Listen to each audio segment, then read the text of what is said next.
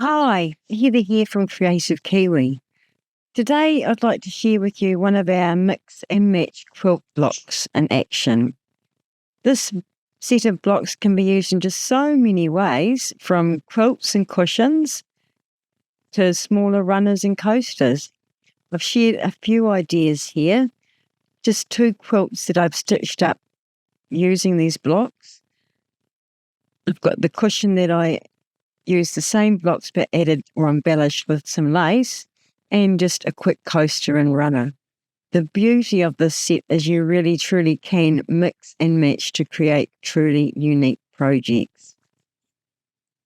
In this video, I'll walk you through the step construction of just one block and how I turned it into a finished coaster. The process is the same across all 9 of the blocks, so once you've got the method, you can mix and match and create your own projects. This video is designed to show you the how-to, the actual stitching and construction process. For full details of fabric placement and step-by-step photos, please check the written instruction included with your download. Between the video and the instructions, you'll have everything you need to make these blocks. So let's get started. So the process is the same whether you're making an in-the-hoop block or a coaster.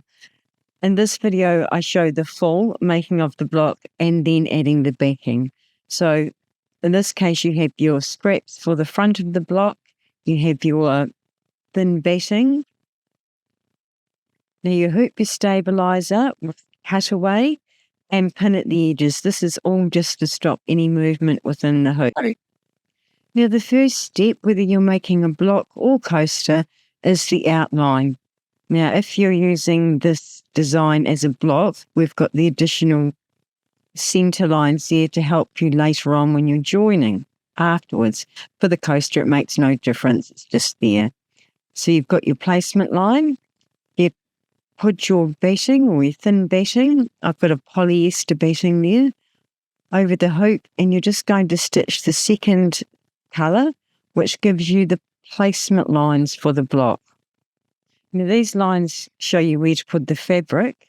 You'll also notice in the next step when we cut away the batting that there is a gap between the seams. This is just to keep your batting out of your seam allowances. Now, unfortunately, I missed the step showing me cutting the batting away from the edges, but you get the idea. You cut the batting away from all 4 sides. Now we get to fabric placement. Now the main thing with these blocks is as you place the fabric, you're going to create your seam allowance. So around those 4 edges, you need to ensure that your fabric is always at least half an inch over the edges. So you can see there I have quite a big piece of fabric for the fabric placement. That's so I've got plenty of fabric for the seam allowances. Doesn't matter so much on the inner seams, but definitely on those 4 outside edges, you are going to want to have extra fabric over the edges. Now we've got the 2 fabrics here. I'm just showing you how we do the stitch and flip. So eventually that second piece of fabric is going to flip downwards. So that's why we do the fabric placement the way we do. So I've got fabric piece 1, right side up. Now I'm going to put a piece of lace, just showing you how you would do this. So I'm just putting that lace on top of the fabric, but along that seam line. You don't have to use lace, this is just if you wanted to embellish. Then you're going to place your second fabric on top, but it's the wrong side of the fabric that's facing up this time, because once we stitch that, we're then going to fold it down.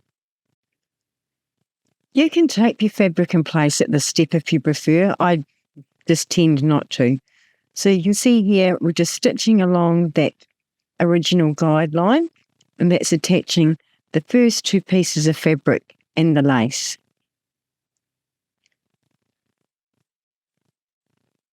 Now what we do next is just fold that fabric piece down, and I'm going to finger press it in place. Ready for the next step, which will be just another line which attaches those fabrics. Now you just have to watch. If you didn't have lace, you've got no problem. Because I've got that little bit of lace peeking out at the top there, I'm just going to very carefully stop the machine and make sure that that lace piece is under the presser foot. Now you could tape it down just for that small piece, or as I've done there, just stop the machine and just made sure that it's not going to get caught in the presser foot. I'll show you later when we're doing the quilting how I use Solvy on top of the hoop to stop this. Just didn't need it for that small piece that we had there.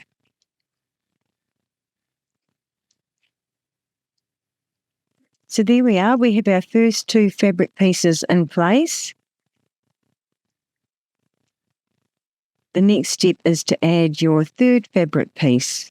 Now, before I do that, you can just see there's a little bit extra seam allowance on that left-hand side. So I'm just going to trim back. You want about maybe 1/4 inch on these inner seam allowances. I mean, you could leave them there. It's not going to make any difference. It's just to remove a little bit of bulk, I guess.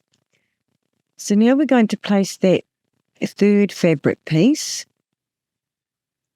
We're doing the stitch and flip, so we're going to have the fabric wrong side facing up. Then make sure you have the seam allowance at the top and bottom.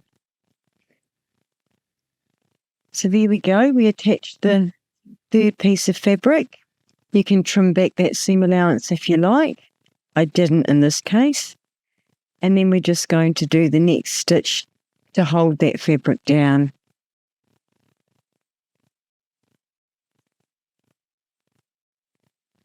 Now this time I do need to trim the seam allowance. You can see quite clearly. And we'll just put that last piece of fabric again, flip and stitch, so it's the wrong side facing up. And we'll attach. Flip that last piece of fabric over, finger press, thread your needle,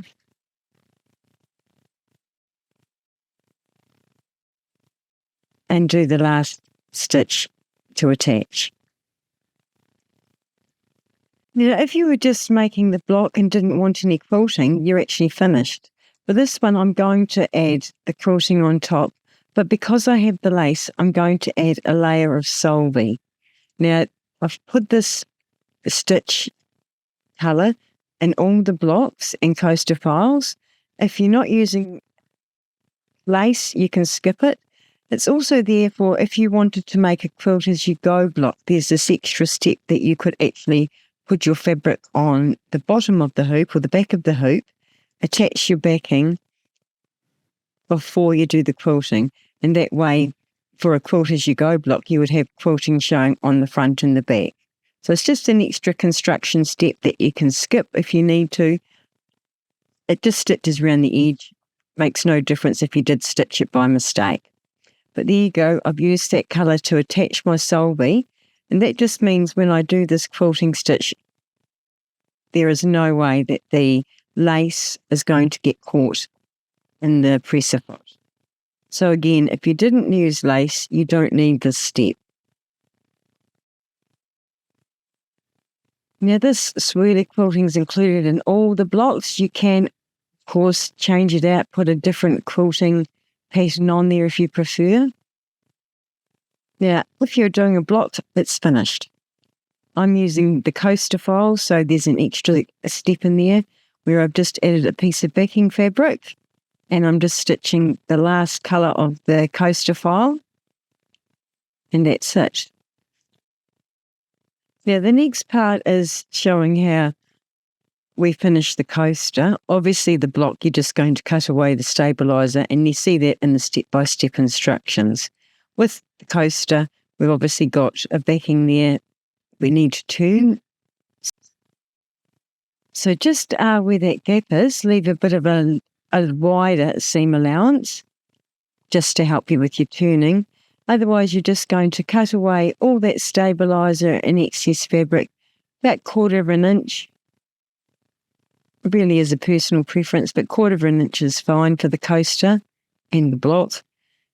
Because we're doing the corners on the coaster, we need to clip those edges just to help get nice square edges. This is the 5x5 sample, by the way.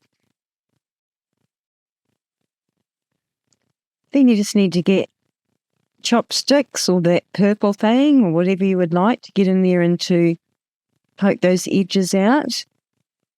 And because I use Solvy, I need to take the Solvy off before I press the coaster. Took me just about as long as creating the coaster to do this. Then take it off to your iron and press. Now just press those seams inside. You can either slip stitch the edges shut or use reversible double-sided tape, probably the easiest. And there you have a quick coaster made from the mix and match blocks. So these projects were all made using those same designs, and particularly the lace cushion I've got, I show in the step-by-step instructions how I added the lace and when. So you can certainly use that to make your own unique cushion or quilt. The rainbow quilt, that's basically just one block repeated using the use of colour. And the cream tone-on-tone one, well, that's a bit of what I calling a charm square challenge. I just used a pack of charm squares, 10-inch ones, and I just used the fabric as it came. I did no pre-planning. I simply used the fabric in order in the blocks just to make a really completely random tone-on-tone quilt, and I love it, and I will be making it bigger. Certainly for me, the pre-planning of where to put the colours would have been a disaster, and it's probably why I hadn't made a tone-on-tone quilt. Just using these blocks and doing it completely random, I just did it, and I think it's a gorgeous quilt background. So I hope you've enjoyed this step-by-step look at our mix and match quilt blocks. I'd love to see what you create. Whether it's a quilt, cushion or coaster, please share with us in our Creative Kiwi Facebook group. That way you can feature your work and inspire others, and everyone can see how unique these blocks are. Thank you.